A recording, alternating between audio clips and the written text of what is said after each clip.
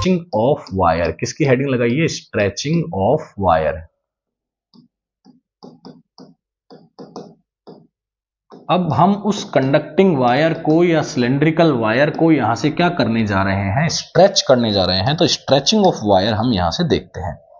तो stretching of wire के अंदर हमें यह समझना है कि अगर मान लो आपके पास कोई एल लेंथ का पहले कंडक्टर था, आपके पास कोई एल लेंथ का पहले कंडक्टर था, ठीक है, ये कंडक्टर पहले आपके पास एल लेंथ का था, लेकिन आपने उसको क्या किया, खींच दिया, स्ट्रेच कर दिया। आपने क्या कर दिया, उसके साथ खींच दिया, खींचतान कर दी, स्ट्रेच कर दिया।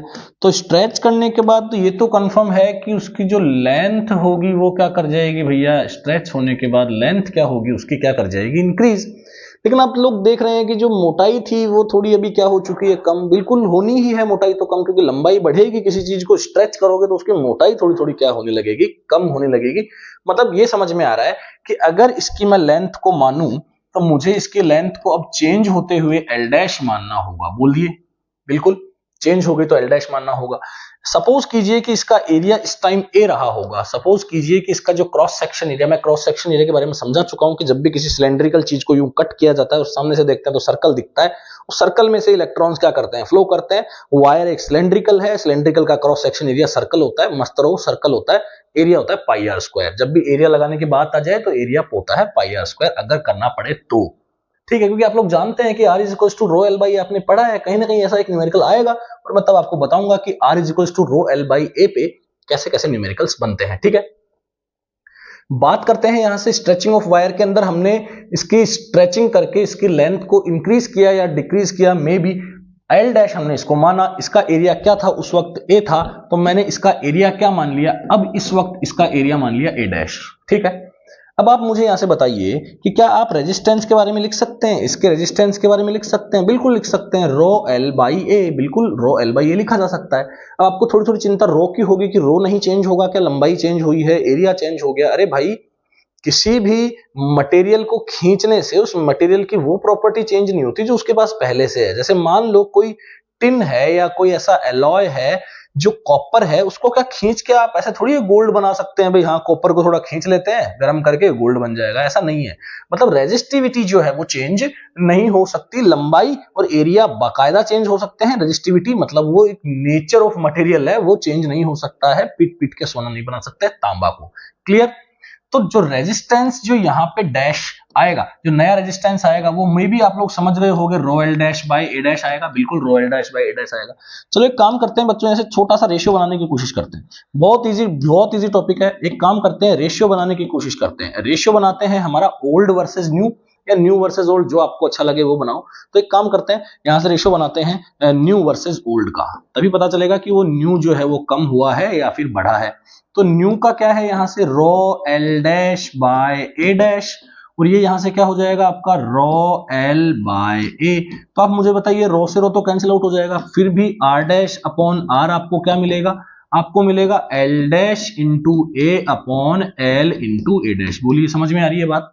तो इसको आप लोग यहां से रखिए, थोड़ा सा देखो इसके अंदर मॉडिफिकेशन होगा, थोड़ी चीजें इसको और समझने में हमें थोड़ी खर्च होगी। अब थोड़ा सा दिमाग हमें यहां से ये लगाना पड़ेगा, थोड़ा सा दिमाग ये लगाना पड़ेगा कि भैया अगर यहां से मैं इसके वॉल्यूम की बात करूं, अगर मैं इसके वॉल्यूम की बात करूं और इसके भी अगर मैं वॉल्यूम की बात करूं, तो आप मुझे बताइए कि वॉल्यूम क्या होगा इसका। देखो वॉल्यूम हमेशा क्या होता है, length multiply by area, length multiply by area. जैसे मान लो बचपन में आपने क्या पढ़ा, वॉल्यूम क्या पढ़ा, L into B into H पढ़ा क्यूबॉइड का। तो एल बी क्या होता है बच्चों, एरिया, और हाइट क्या होती है, लेंथ। मतलब एरिया को लेंथ से इंटू करने से वॉल्यूम आ जाएगा। तो एरिया को लेंथ से इंटू करने से वॉल्यूम आया, तो एल क्या हो गया आपका, वॉल्यूम हो गया। लेकिन आप मुझे बताइए कि ये जो वॉल्यूम है ये यहाँ पे v है, तो वॉल्यूम तो यहाँ पे भी v रहेगा, वॉल्यूम थोड़ी चेंज हो जाएगा। आपने इसकी लंबाई बढ़ा दी, मान लो इसके अंदर 2 लीटर पानी आता था, इसकी मोटाई अच्छी खासी थी, लंबाई कम थी, 2 लीटर पानी आता था, आपने इसकी लंबाई बढ़ा दी तो मोटाई भी तो कम हो गई, तो पानी तो 2 लीटर ही आएगा। तो पानी 2 लीटर आएगा तो भैया फिर भी अभी भी एरिया बदला, लेंथ बदली, लेकिन अपने अकॉर्डिंग बदल के सेट हो गए कि पहले भी v था अब भी v है। मतलब एल इक्वल ए डैश एल डैश हो गया। बोलो समझ में आ रही है बात? एल इक्वल क्या हो गया बेटा, एल एल डैश हो गया। इसका मतलब यहां से देखो एल डैश बाई एल को या फिर ए बाई ए डैश को क्या लिखा जा सकता है, देखो ए बाई ए डैश को क्या लिख सकते हैं, ध्यान से देखो, ए बाई ए डैश को क्या लिख सकते हैं, यहां से एल डैश बाई एल लिख सकते हैं। तो ए बाई ए डैश को मैं यहां से क्या कर देता हूं, एल डैश बाई एल कर देता हूं। समझ में आ रही है बात? तो मेरे पास जो फॉर्मूला आया था वो ये आया था कि r डैश बाई r जो था वो आपका l dash a by l a dash था। तो a बाई a डैश को मैं क्या करता हूं, a बाई a डैश को मैं क्या कर देता हूं, यहां से l डैश बाई l लिख देता हूं। क्या लिख देता हूं, l डैश बाई l लिख देता हूं। समझ में आ रही है बात आप लोगों को? देखिए l डैश बाई l कर दूं, a बाई a डैश को क्या कर देता हूं, l डैश बाई l।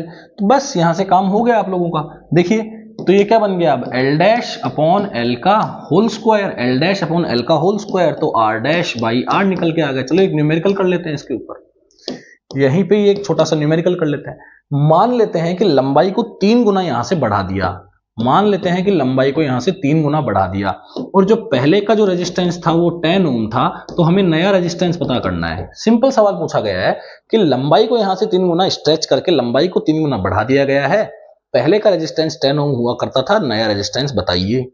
तो नया रेजिस्टेंस के लिए क्या फॉर्मूला लगाएंगे, r डैश का फॉर्मूला क्या बनेगा, ध्यान से देखिए।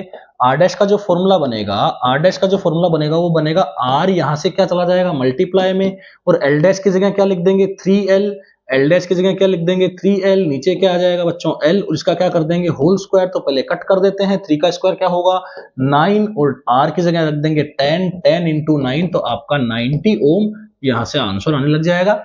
ये एक जो टॉपिक था रेजिस्टेंस के अंदर पढ़ाना बहुत ज्यादा जरूरी था।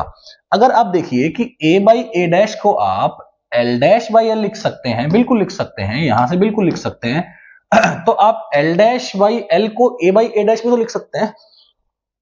क्या कह रहा हूं मैं ये कह रहा हूं कि r डैश बाई जो r है वो l डैश बाई l को a बाई a डैश लिखने से a बाई a डैश का होल स्क्वायर नहीं हो जाएगा, बिल्कुल। तो यहां से ये भी यूज किया जा सकता है जब वो कहे आपसे कि एरिया हाफ हो गया, खींचने से जो एरिया है वो हाफ हो गया, या एरिया 3 गुना हो गया, या एरिया ऐसा हो गया।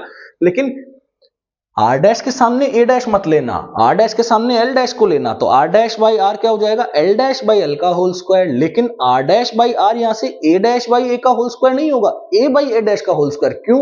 क्योंकि वो इनवर्सली प्रोपोर्शनल है ना, लेंथ तो डायरेक्टली प्रोपोर्शनल है, इसलिए r डैश ऊपर लिया तो l डैश भी ऊपर ले लो। लेकिन यहां से एरिया जो है वो इनवर्सली प्रोपोर्शनल है, इसका मतलब r डैश अगर ऊपर लिया है तो फिर r के हिसाब से आपको a ऊपर लेना होगा, मतलब r डैश बाई r जो होगा वो आपका a बाई a डैश का होल स्क्वायर होगा, ना कि a डैश बाई a का होल स्क्वायर। होप सो यहां तक आपको ये बात समझ में आई होगी। चलो अब हम यहां से बात करते हैं कुछ